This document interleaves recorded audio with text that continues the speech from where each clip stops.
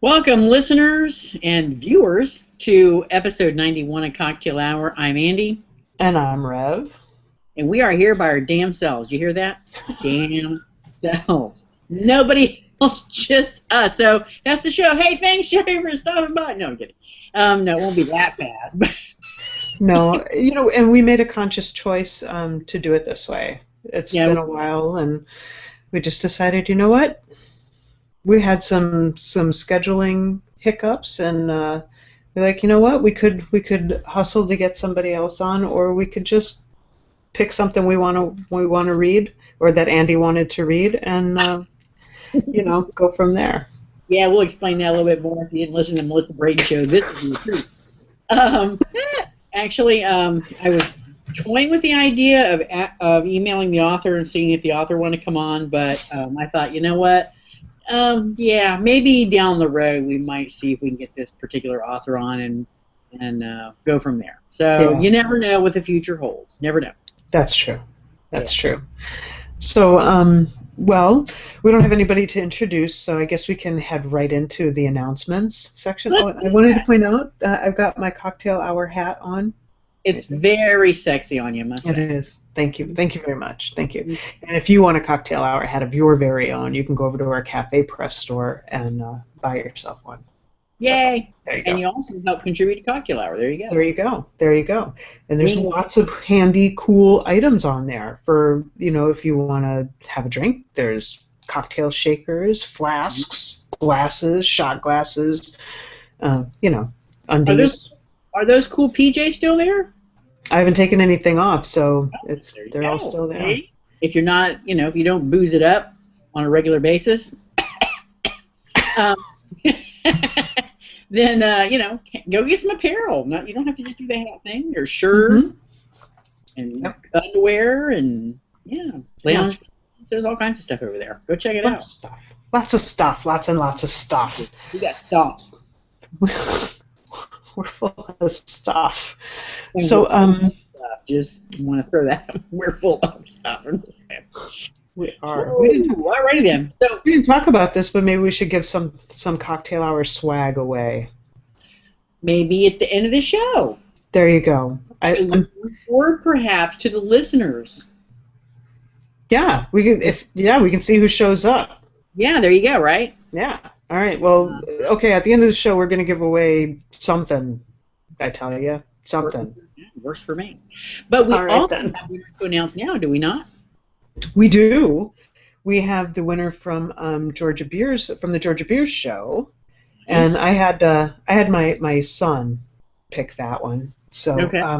So Micah picked Cindy. So congratulations, Cindy G. You win. I've already been in touch with Georgia Beers, and she has received your info, and she'll be in touch with you. So if you don't get something this time, it's not my fault. You done your part. I remembered. Oh, Pixie says she just wants to say hello, kisses to us both. Thank you, Pixie. Kissing back, Pix. Looks like you're going to win a prize, Pixie. Pixie's like, hell yeah!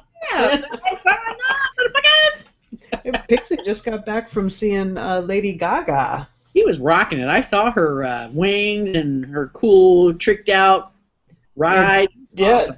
yeah, she looked great. She Looked like did. she had a great time. Are you blushing, Pixie? That's fantastic.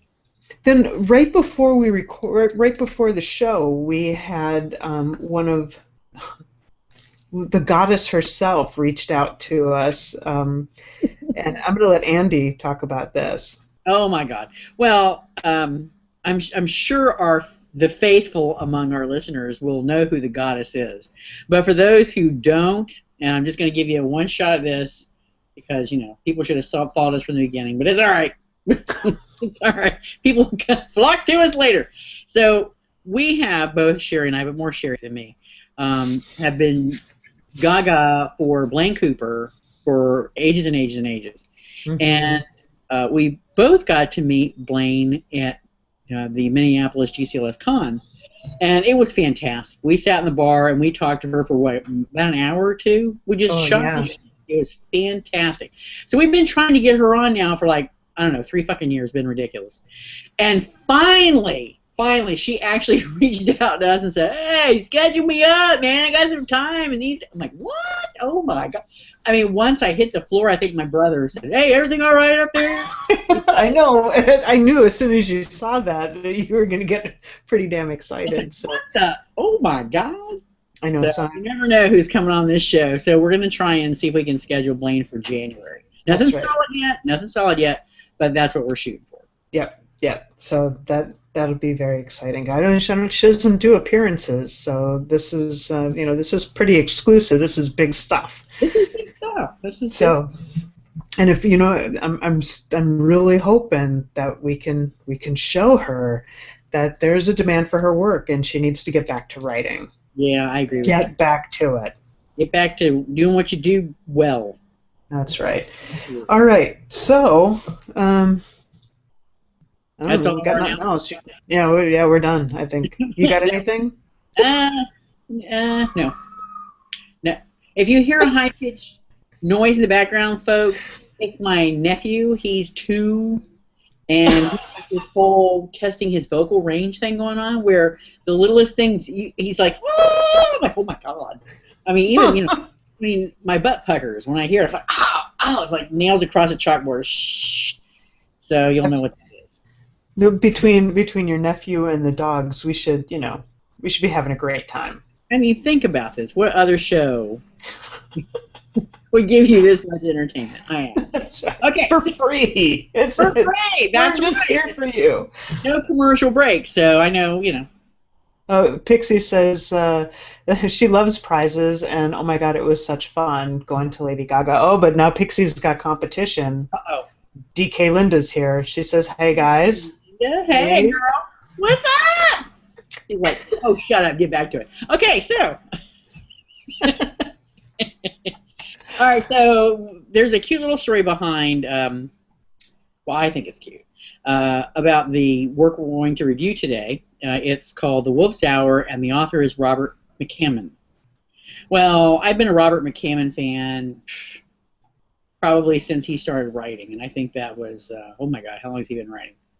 Since the early 80s, middle 80s? He's been writing for years. Anyway, so, and I don't even remember how I discovered him. I think I was going to use bookstores back then, and one of the guys behind the counter would make suggestions, and I think while he was talking to me about something that did not remotely sound interesting, I think I saw McCammon's book sitting, like it was like sitting up facing me, because the whole bookstore I think was really, really congested.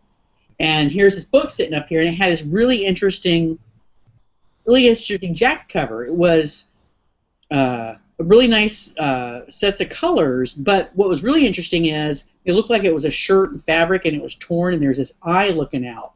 I'm like, what the hell? So I picked it up, and I read the back, and the rest is history. I could not put McCammon down. No matter what I read, he just knows how to weave a tale.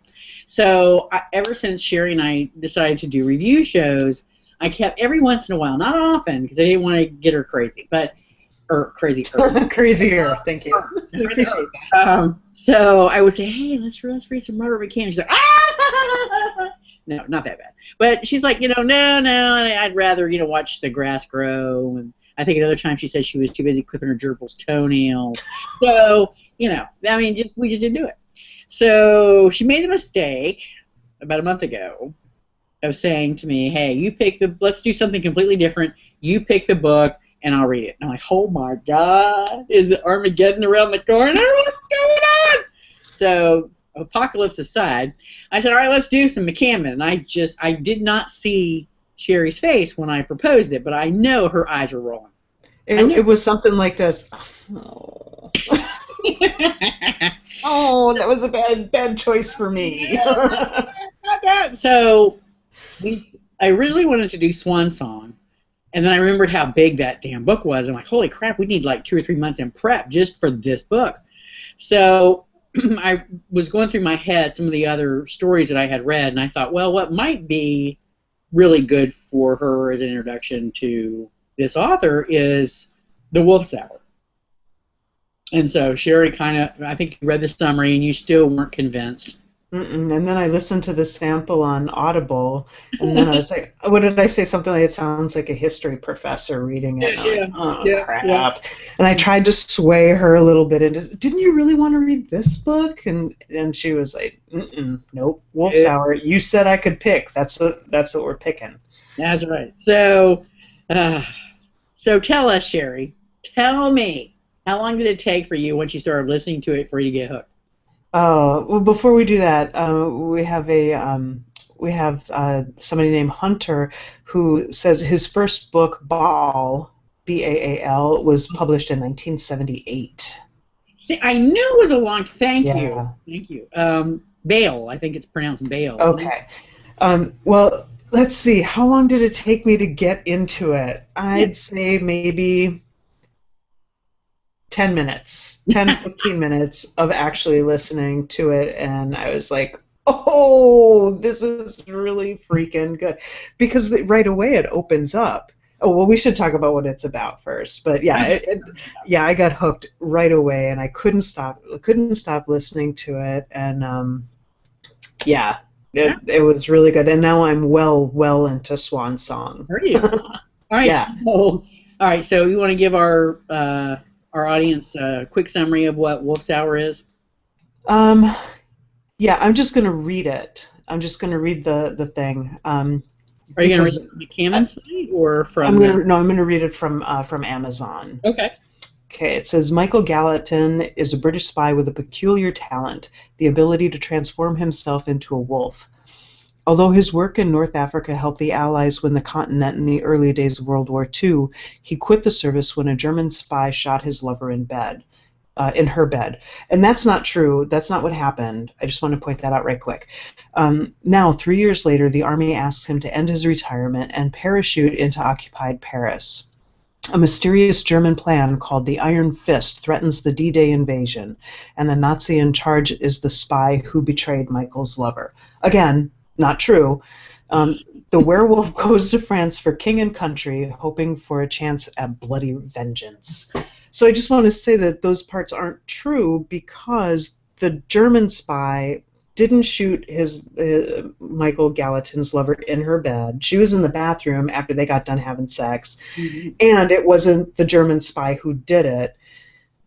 And the Nazi in charge is the spy who betrayed Michael's lover. Again, not true. They're two different people. Two different people. And the Nazi, who was in charge of the project, was not a spy. He was just a plain old. He was an SS dude. Yeah, Okay, yeah. I'm done complaining about the blurb, and now we can move on.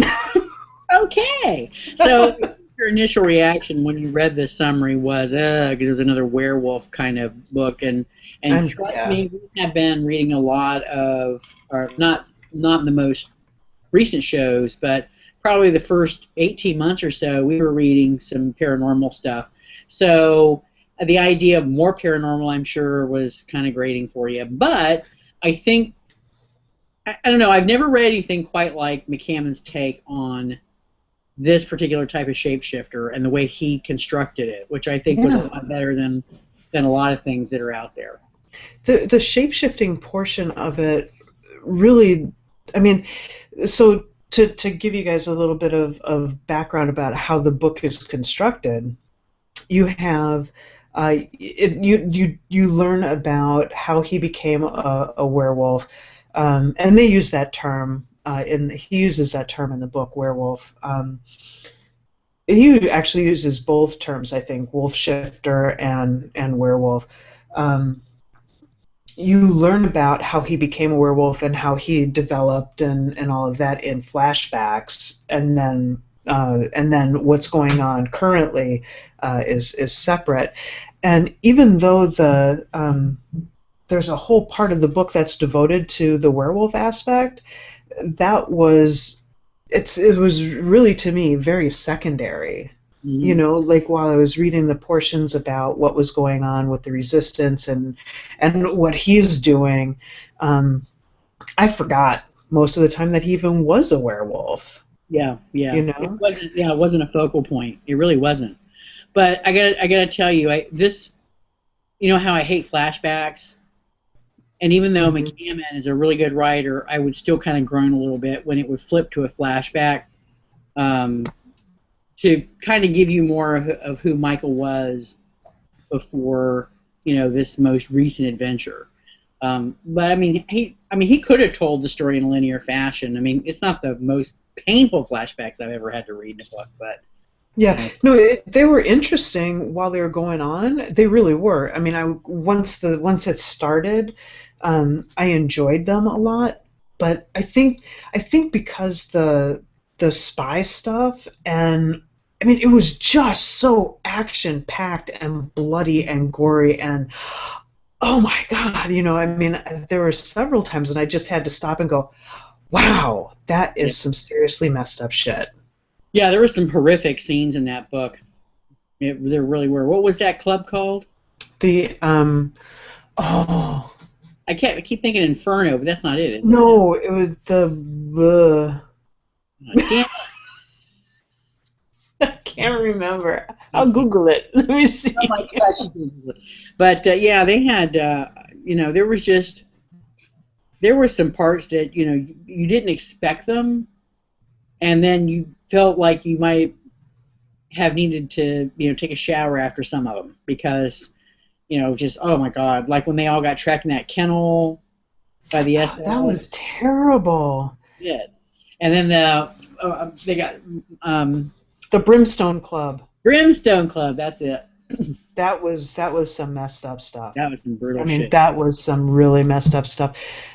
One of the things that I liked about, even though he was like big macho, can kick everybody's ass, and a fantastic lover and all of this, and he got messed up too. I mean, it wasn't he didn't McCammon didn't make him impervious to harm. He got hurt. I mean, he got razor bladed, he got knifed, he got shot, he got beat to a pulp, he got through everything. Yeah, he Hmm. really did. But I mean, it was really, except for the flashbacks, it was almost nonstop action. I It mean, this was it was exhausting. it was. I mean, he was even fending for his life on a hunter's train, which I don't want to give too much away in case Hmm. listeners haven't read the book yet. But I mean, everything he had to go through was just wow, just amazing. It Just really was. I'm yeah, I'm very happy that you picked it. It yeah, it was it was really good. I could not stop listening to it, and it was long. It was 20 some hours. yeah, 26 maybe. I don't remember. It was long though. Yeah. There's a sequel to that book now. I noticed it on Audible when I went in and bought it. So I'm wondering if it's another story because I didn't read the summary. I wonder if it's another story with Michael or Michael's son. Remember the son that he had that Hmm. got taken away? Yes. I don't know. Yeah. Well. Yeah. Well, he had to leave. Let me see. So Right, right. it's He had to leave, right? But the son got picked up by what were the hunters? What the hell were they? They were invading they were soldiers. They were the Russian Russian soldiers. soldiers. Yeah, here it is. It's called the Hunter. The Hunter from the Woods marks the much anticipated return of Michael Gallatin, the lycanthropic hero of Robert McCammon's 1989 classic, The Wolf's Hour. These all-new interlinked stories offer a full measure of McCammon's trademark narrative excitement and comprise a fascinating composite portrait of a unique fictional creation. I'm not going to read any more about it because it looks like I don't want to. Wow, I might have to pick that up. Yeah. Holy guacamole! I mean, Yeah. what else can Oh, a it's man it's get into? it's Seriously. three novellas Oh. depicting different phases of Michael's long, brutal war against Nazi Germany. Oh, cool. Yeah, Like I'm gonna have to get three that. different missions. Oh my god. Yep, gonna have to do. Oh, it's available on Audible too. Yeah, that's where I saw it. Oh, I'm on Amazon, so you can Oh. get both. Yeah, Mm-hmm. very cool. For some of you folks who may be interested in giving Robert McCammon a shot, Um, most of I saw the two books that I've gotten, the Wolf's Hour and Swan Song, are both part of the Kindle Unlimited program. So I don't know if you're interested in giving that a shot, but I picked up Swan Song for free. It's like a checkout. It's like you check it out. You can check out up to 10 books. Keep them as long as you want. And if they have, there are some of them that they have that you can get the Audible for free with it. This Swan Song wasn't one of them, but I picked up the audiobook for $2 Oh, that's for sweet. checking out the Oh, wow. ebook. Yeah, so that worked out really well. So I really did. um, yeah, so if you're part of the unlimited program, you can pick it up you can read it for free. Nice. Very nice. Yeah, yeah. So now that you know how fantastic Robert McCammon is, I heard, little birdie told me that you're listening to Swan Song. Yeah. I'm really into it. It's really good. I'm enjoying it quite a bit. And it's very different um, from uh, from the Wolf's Hour. Hold on one second, Hunter, you must be a big McCammon fan. So we appreciate you coming by. There are a number of short stories available for free on the McCammon website, and we'll be sure and put a link to the website. I'll write that down right now in our show notes. Okay. Good, good, good. Yeah, and Andy and I were talking about that earlier too. Is Hunter the big McCammon fan? I believe so. Oh, and he's got the thank you very much, robertmccammon.com. Yep.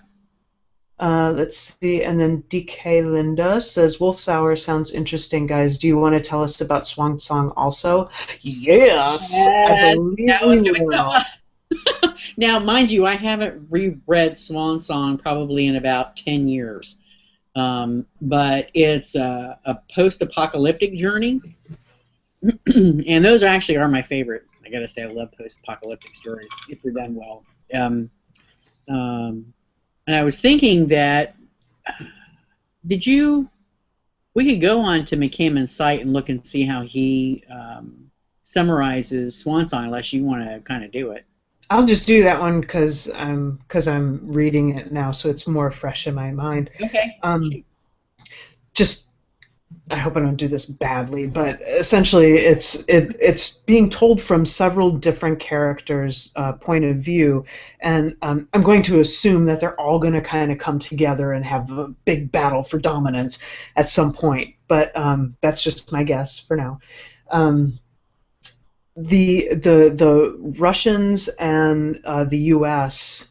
engage in nuclear war, and essentially the U.S. is just totally fucked. The bombs are dropping everywhere. People are getting burned up. And again, he does such a great job of describing. I mean, he really does set a scene and has the characters have such good individual voices. That I really enjoy that so much. But anyway, so there's all these different takes. There's a young girl who has some really interesting abilities dealing with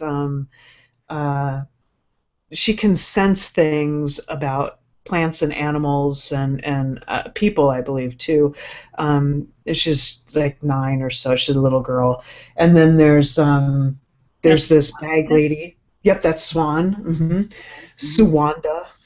Um, and and then there's this big wrestler, this professional wrestler dude who's 7 foot something, just huge. And then there's a bag lady in Manhattan, and she's with some dude from Detroit. But then there's also the weird dude who gets into watching. In the beginning, he's watching Faces of Death in a theater in Manhattan. But there's something different about him, and I don't want to tell you anything about that yet. But so there's him. oh, oh, I remember who that is. Yeah, yeah, Yeah, yeah. yeah. And Didn't he then laugh when he there's was watching the damn movie too? Didn't he find people yeah. funny? When we were in Okinawa, we watched several of them. I mean, they are just the most bizarre things. They are. I can't even believe that we watched them. But And the narrator of those movies is Dr. Francis B. Gross. I just want to say that. So anyway, so then there's this these military or militia type guys in Idaho who have this thing called Earth House. So there's this big underground apocalypse proof. Yeah. You know, You're getting your money back.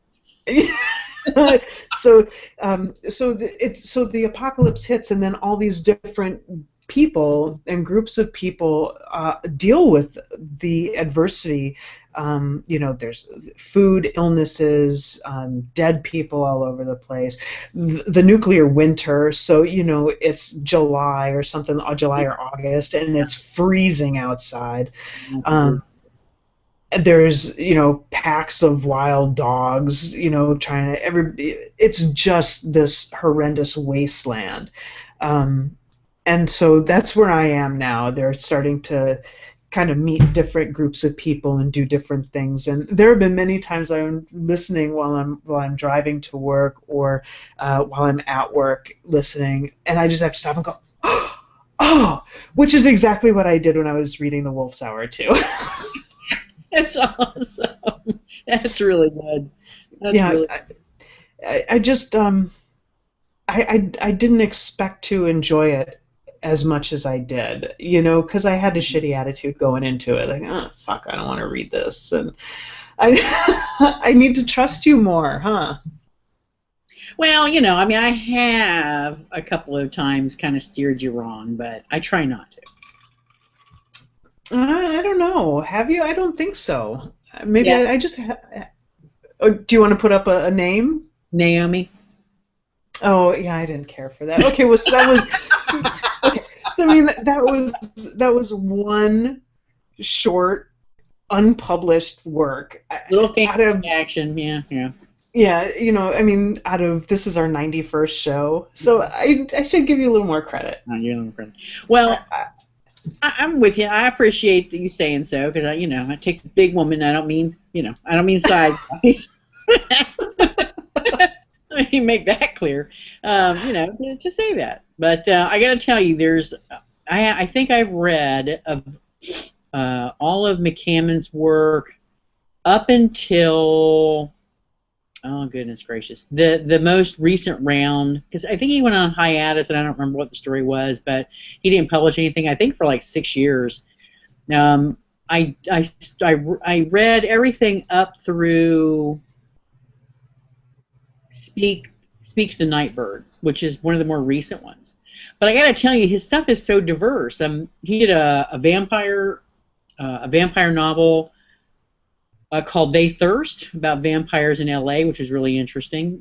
He wrote a story called Stinger, which I really like too. It's has aliens in it, and how they just decimate this town in Texas.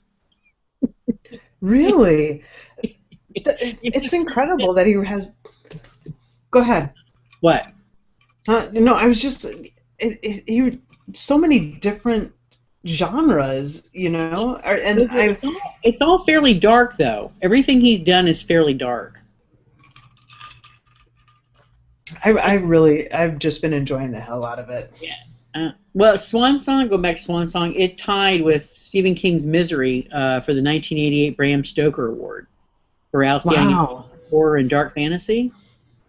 So I think that's pretty cool. And I think it was his first book to be on the New York Times bestseller list. Yeah. But well, I'm hooked.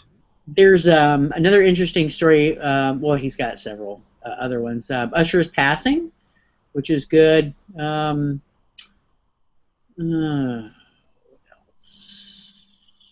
The Night Boat, which is about it's kind of a ghost story, World War II, and a sub U-boat. I think it's a German U-boat that's off of a Caribbean island that has, if I remember right, they have like zombies on that thing.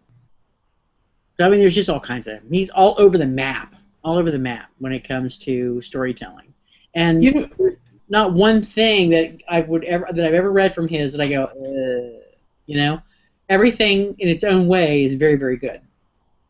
That's awesome. And I mean, he's got ass loads of books. He does. So, you Yeah, he know, does. um, one nice thing, the book that we decided to talk about, The Wolf's Hour, was written in '89, Yeah, which is a really, really freaking long time ago. yeah, But because it's historically set, right.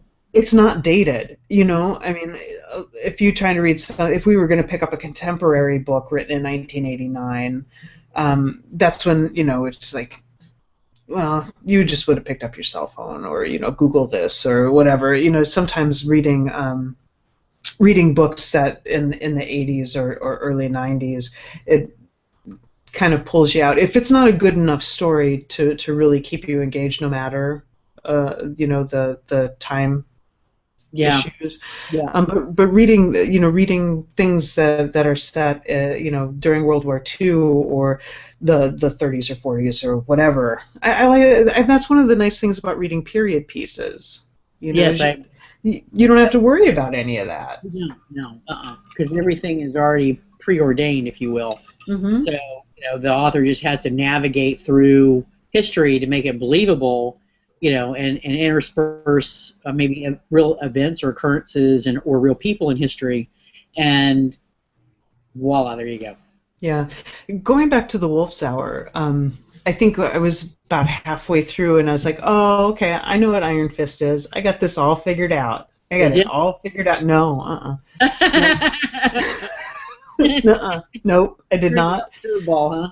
I did not. Yeah, as it progressed, I would get bits. I'm like, okay, well, this is this part, Mm, and this is this part. yeah. But why are they going to do that? And then, but there were still aspects of it that as it was getting ready to happen, I was like, oh, and I have to say that there was definitely some sweet poetic justice being given out in several places. Hmm. I don't want to give it away, but there's I can't do it, but there's all the bad guys get what are coming to What's them. coming to him? Well, let's just put it like that. In some form or fashion. It might not be right away. It might not be right away, but they will get their comeuppance. Yeah, absolutely. And he's there's a I like that he also had strong female characters in the story. I think there were three different really strong female characters. The first chick who got shot right away, right? And Oh yeah, then because she was older, she was rich and powerful all on her own, yep, um, and wasn't taking any crap from anybody yep. until she got shot. But there's that. There's Um, then there was the French woman, Gabrielle, right? She was pretty good. She was strong and didn't she demanded to do what she was going to do. And then there's the actress lady. Chesna. Um, yeah, Echo Chesna. Yeah, Chesna Van Dorn, yeah. yeah, and she was badass. She was badass. She Hmm. was real badass. Yeah, With her and blonde hair, and red eyes. I liked her. I liked her a lot. Even when there were some times when she wasn't nobody was super person. No, no, She had her moments of weakness, but she also didn't let anybody push her around either. no, You no. know? Yep. And she could fly a plane. She was a pretty good marksman. She was Yep. badass. Yep. And she could act. She was Hitler's favorite actress. So there you go. She had it all. Or Yep. That was really good. Cheryl Hansen popped in. She who? says, Cheryl Hansen. Oh, hey, She Cheryl. I came in late, but it sounds like there's another author to add to my too long list of books to read. This is why I like Cocktail Hour. Thank you very much. Um, Yeah. yeah, if you like nonstop action and a good story, And who doesn't? um, good characters who are well written and really individuals, Yeah. um, you know, there are so many. There are so many characters in these books. Yep. Um, And they each individually stand out. As a matter of fact, it reminds me, one of those characters just tore you up. I heard you crying from here. what the hell are you talking about? Mouse. Oh, I did cry. I heard you from here. I was driving to pick my kid up from day camp, and I'm in rush hour traffic, and it was heartbreaking. And not even the end, you know, of his story. It was in the middle of his story. I'm like, oh, this is so sad. Mm-hmm. I hate the Nazis so hard. You're bastards. Yes. Oh my Yeah. God. And I love how McCammon sets some of these scenes up where, you know, it almost like he poses an impossible challenge for himself. Because Mouse came in, he became very instrumental in getting a note to one of the agents that was stuck in Paris, I think it was. Mm-hmm. Mm-hmm. Because they needed information. They needed to get information out. They needed to meet up with him, but he was being watched. Correct, like crazy watch, like he had a tail everywhere he went. Mm-hmm. So yeah, it was like, how's he gonna do it? How's he gonna do it? How's he gonna do it? So Yeah. I mean, just really seriously, I mean, the things that McCammon thought up and how he moved these characters around like little chess pieces on a board, it was just fantastic. That's a really good analogy, because that's exactly what it was. I mean, really, the whole book, that is really a great analogy. It really is. And then to follow that up with what happens once they do meet, once they do meet up with that agent, Yeah. how that whole scenario just kind of comes together and then falls apart. It's like, wow, that is nothing is ever perfect in this story. Nothing.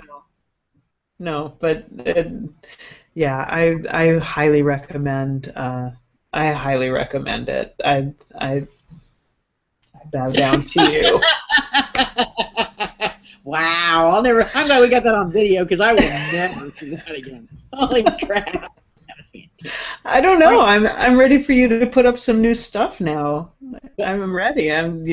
Well, I want us to read. I want us to read the one that Ellen Hart recommended, The Winter People. Yes. Okay, and I already bought that. Okay. So I want to read that, because that's a horror book, and I love horror. I can't get enough of that. Yeah. So what'd you call me? What? Yeah. You're just too funny. No. So, of our listeners out there that are McCammon fans, tell us what your favorite McCammon novel is. Give you a second there. Yeah. Yeah. You know, I really think I want to go back and reread two of his stories. I want to reread Stinger. Okay. The U-boat one. The hell was that? I don't know. Hold on a minute. Damn it, I had it up. I know, right? The Night Boat. Because that's more World War II stuff. But it's got zombies. What's not to like? So it's zombies on the boat? Yeah. Is that like snakes on a plane? Zombies on a boat? I'll read what he has on his site. It said, the Night Boat merges McCammon's interest in World War II and its ordnance with a horrific plot. Set on the small Caribbean island of Coena and focusing largely on the guilt-ridden David Moore, an expatriate banker whose sailing accident left his wife and child dead. It describes the horrors that emerged from a sunken German U-boat mysteriously intact after more than 35 years of submergence. The supernatural basis of the story involves a voodoo priest cursing the U-boat's crew to perpetual life in their submarine, and they have become flesh-eating zombies. Huh. Uh-huh. Interesting. Yep. And Stinger, which I did a horrible job of describing earlier. I got that one pulled up. That's a fairly new one. Stinger, science fiction with a dark sensibility, tells the tale of a small dying town in Texas called Inferno and how its inhabitants, at war with each other, react to the arrival of an alien named Dauphin and an alien bounty hunter called Stinger who is chasing Dauphin. The book, which reads like a horror movie from the 1950s, is over 500 pages long, but the action occurs during one 24-hour period. Wow. Yep. Wow. Hunter just came on and said, if you haven't read it yet, Boy's Life is a must-read. It's not horror, but it is a great novel. I saw that one, and I didn't look at it, but I kept thinking it's because there was the movie, but that's A Boy's Life, so I think that's different yet. Yeah, I think it is, yeah. Oh, here's Hunter says he has a new sci-fi horror novel called The Border coming out in spring 2015. Since you enjoyed Swan Song and Stinger, I think you'll love The Border. Okay. Hunter, do you work for Robert McCammon? I'm not complaining. I'm just saying. That's awesome. And if you do, can you get him to come on? We'll read some more of his books. Absolutely. Pixie says, I've not read any of Robert's stuff, but I'm very interested. You should be, Pixie. It's really good. It's very good. And Stinger, again, for you, I'm not pushing Kindle Unlimited because I don't get anything out of that, but if you do have it, Stinger is another one of the ones that that is on the Unlimited full free program. Yes. Boy's Life. So let's see what that one. Let me see what that one's about here. Yeah, I'm scrolling through his. And Boy's Life again is also on the Unlimited program. In Zephyr, Alabama, a bizarre murder is only the beginning. Small-town boys see weird sights, and Zephyr has provided Corey J. Mackinson with his fair share of oddities. He knows the bootleggers who lurk in the dark places outside of town. On moonless nights, he's heard spirits congregate in the churchyard to reminisce about the good old days. He's seen rain that flooded Main Street and left it crawling with snakes. Those goddamn snakes. Yeah. Corey knows magic and relishes it only as a young boy can. One frosty winter morning, he and his father watch a car jump the curb and sail into the fathomless town lake. His father dives into the icy water to rescue the driver and finds a naked corpse handcuffed to the wheel. This chilling sight is only the start of the strangest period of Corey's life, when the magic of his town will transform him into a man. That sounds pretty good. I'm telling you, I haven't read anything as bad. Not that he's done. Let's see. Blue. Hey, Blue. Hey, Blue. Hiya, will you be posting a list of the titles you discussed tonight? Sure. Why not? Why not? I will write that down. Post list of titles. We've been all over the map discussed. With the titles. Yeah. What I'll probably do is just send, just post a link to, I'll post a link to his website, and then I'll also post a link to his Amazon page. Well, okay. Thinking about his site, if you go to on his site under biography, it gives you a nice timeline and a little bit of a summary of each of his books. Okay. Okay. Good. That's where it's hiding, in case anybody's wondering what I'm looking at. Hunter, who knows all things. Yay! Which I'm really appreciative. I'm not being an asshole about that. I'm really happy about it. So don't listen to the current audiobook of Boy's Life. It's abridged. An unabridged audiobook will be released later this year. Thank you for telling us that, because I definitely don't want abridged. So thank you, and if I don't want to read it with my eyeballs, I will definitely wait. And then DK Linda, I love Andy's enthusiasm in general, but you're really getting me interested. And getting Sherry to read something she didn't want to and yet enjoyed is awesome. She's done that to me a few times before, but not to this degree. Not to this degree. So I scored big on this one. You did. I'm really happy, and I'm really, I know both of us are looking forward to expanding um, expanding our horizons on the books that we talk about on the show. Yeah.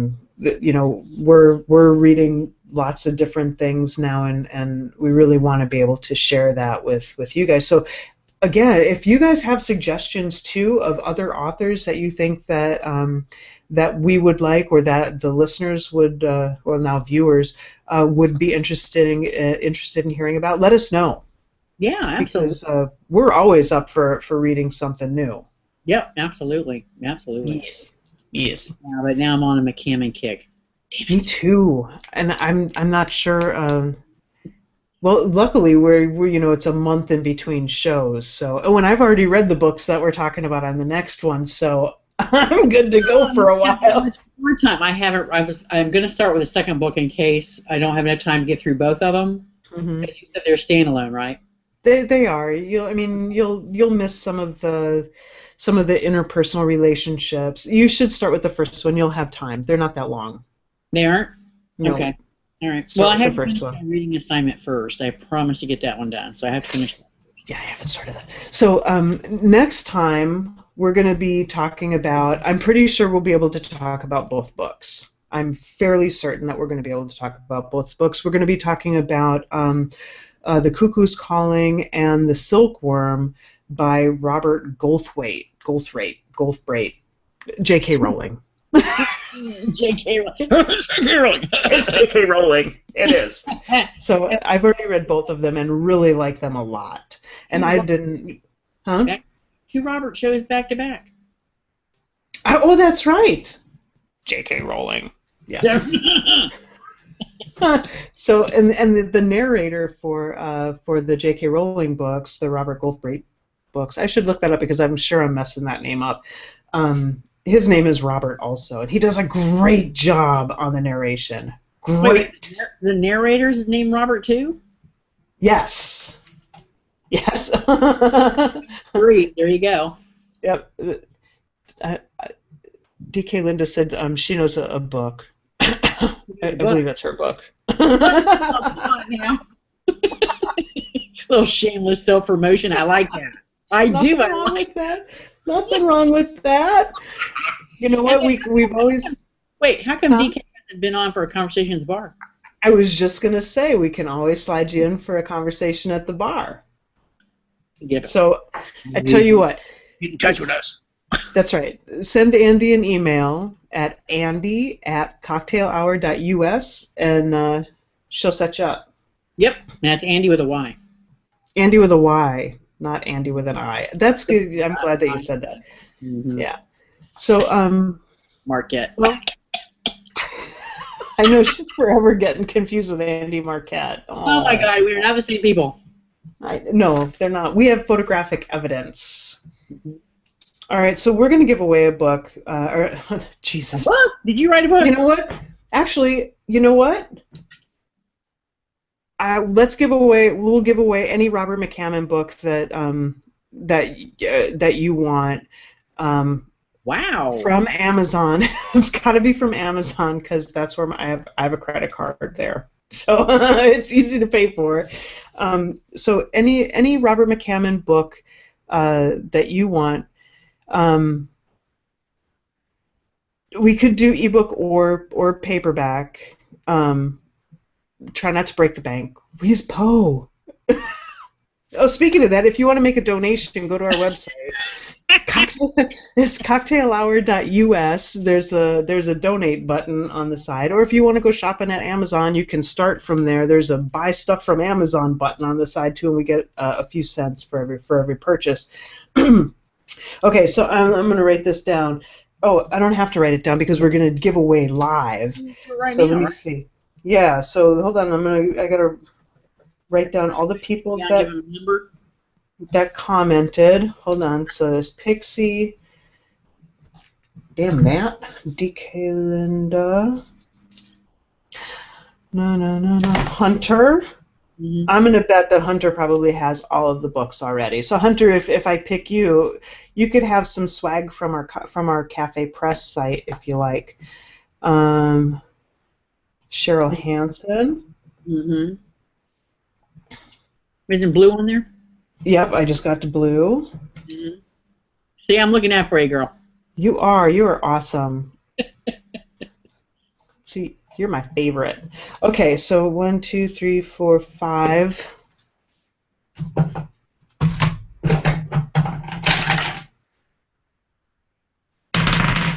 What are you doing? I rolled a die. I could pick a number, you know. I wanted it to be random, and it's blue. Oh, wow, really? So there you go. Blue, Yeah. you win a Robert McCammon book of your choice. So just let me know which one you want. Take a look. There's lots. Shoot me an email, and I will get you your book. Okay? Yay. Wins. Yay! Oh, look, I wrote down yay. Did you write it? That's awesome.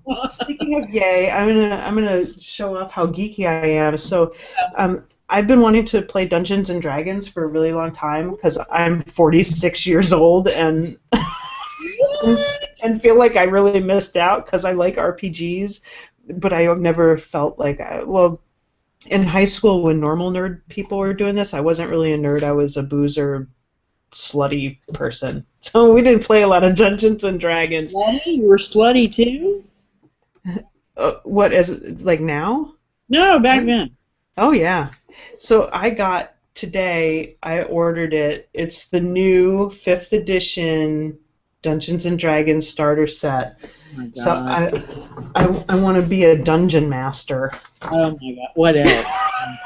That doesn't surprise me one bit. Not one bit.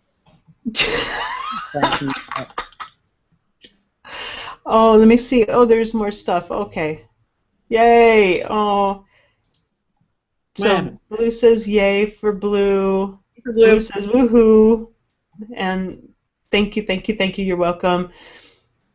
And thanks Andy for looking out for all of us. That was from Blue. I don't know what she was looking out for. Oh, for help for the names, right? Yes, yeah. That's right. Pixie says, "Yay, congrats!" And DK Linda says, "Oh my God, I want to play D&D too." Do you know how to play? Because you could be the dungeon master and help me learn. And there's this tabletop online thing called Roll20, which I haven't looked a lot at, but it looked like it was doable. So I don't know. So I'll let you know how it goes. And if somebody knows how to play and wants to run a game, that'd be awesome. Hold up now. Hold up, hold up, hold up. Aren't What? you also doing World of Warcraft? Huh? Weren't you doing World of Warcraft too? Yeah, but And it's something with the different. Lord of the Rings thing? No, no, they're different. They're different. Yeah, I play World of No, I know Warcraft. they're all different, but when do you have time to do all this stuff? Well, I don't. Shut up. Shut up now. Stop reminding me how I have no time to do anything fun. When logic intrudes, I hate that shit. Okay. Well, see, All the right, thing is so, like, what? no, Huh? go ahead. All right, no, so I get my wife and kid to play with me, and then it's family time. You Ah, see? okay. Yeah, All right. yeah, yeah. Yeah, pass that Okay. off. Okay. All right, so our next show, when we're doing the J.A. Rowling book, is September 6th. Yes. And it's just going to be you, me, and Moody, right? Moody. Moody, Yes, we haven't had Moody on in like forever. I it think she, has been a while. I think she's been a little lonely. Hmm. I know. So we're gonna grab her up. We're grabbing her up in December too. We scheduled her for something. We didn't tell her till later. Oh yeah, yeah. We got you scheduled for December. What? She should know because she's She does been on everything with us. she's been on 2 of the 3 holiday shows. I Yeah. don't even remember why we didn't have her on the. Oh, it was the first one probably. Oh, we had her in January that year, I think, wasn't it? Between her and Susan Maher. Oh my God, Susan Maher. We gotta have her back on again. But she'll have a new book coming out. I don't know, soon. Yeah, I think soon. Yeah. Oh yeah, she usually puts something out. I think she said like in May and October. I think. Well, Yep. she was working on the reworking of In and out. no, no, that's done. That's one we already have Inside Out. No, the reworking of Do the Right Thing. Oh, that's right. Yeah, yeah. Yeah. summer camp thing. Okay. Yes. Yeah. And yeah, so I got a chance to read part of the second draft or the one of those, and it was good. I enjoyed it very much. I was happy with the things that she did with it. So hopefully that'll be coming out soon Yeah. because I had to reread Almost Heaven again a few months ago. That was a good book. I like that book. I think I read it. I think I read it just within weeks, twice. Wow. You really did like that book. It's like one of those favorite movies that you just when you're feeling kind of blah and you just want to watch or listen to something that you don't really have to pay that close of attention to because you know the story so well, but it makes you feel good. Clueless. Yeah, I love that movie. Clueless. That's a perfect movie. And you got As If. I mean, that was like the best line to take with you. Rolling with the homies. The homies. I know. It's awesome. Hey, speaking of rolling with the homies, good segue. What's going on with Bearded Clan Challenge? Update? Okay. The Bearded Clan Challenge entries are all with the crew of judges. We had a full complement of judges this year. 5 judges who don't know who each other are. Okay.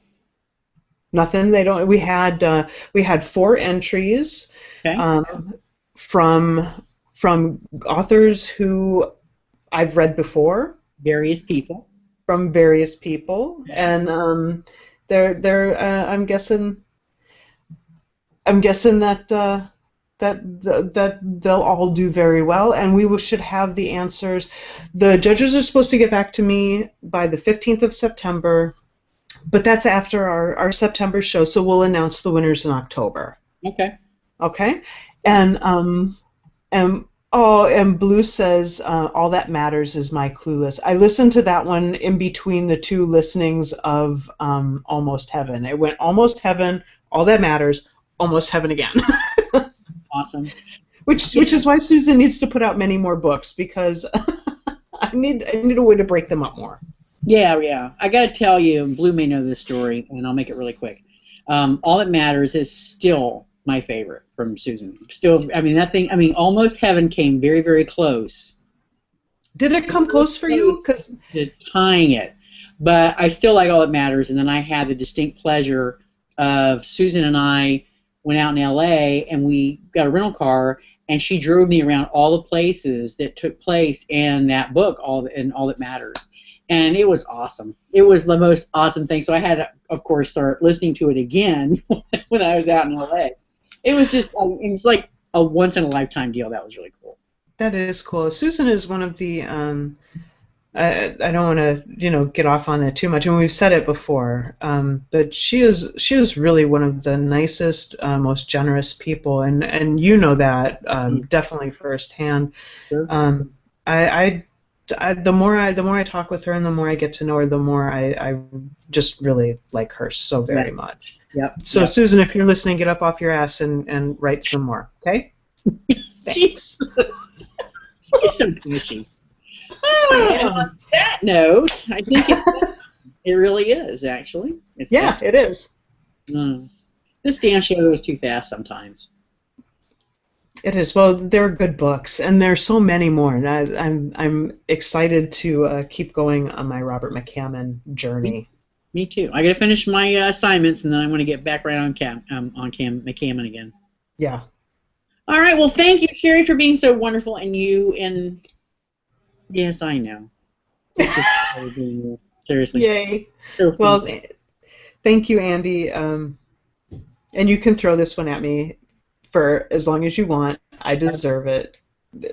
So thank you very much. I thoroughly enjoyed this read. Yeah, I'm glad you did. I really, really glad you did. Because I would have bashed you. Oh, I know. I might be able to surprise you with something else. You never know. All right. All right, so stay tuned. Thank you, listeners and viewers, for sticking with us and enjoying our shows and commenting. And we love hearing from you, so keep it up. All right. Oh, and you know what? Because your friend Skeeter was a little ticked off that we didn't give the non-live listeners a chance to win. You don't need nothing. No. We'll do this because the McCammon books aren't very expensive. So leave a comment on the website cocktailhour.us for this particular show, episode 91, of one of your one of your favorite authors, not Lesvec. Okay, who Not a romance. huh? Not a romance. Yeah. Not a romance. Hmm. Yeah, that's even better. Just not a romance. Adventure, horror, anything but romance. Yeah. So leave a message, leave a comment with who your favorite non-romance author is and a book suggestion, and you'll be entered to win a cocktail hour pint glass. Oh, nice. Shit, I want one of Okay? those. Huh? I said I want one of those. I know, I do too. I think I'm gonna. We'll get some. We'll talk it offline. Yeah. So leave your comment before September 5th, or honor before September 5th, and you'll be entered to win a cocktail hour pint glass. Wait. All right then. I'm clicking goodbye now. All right, so long, everybody.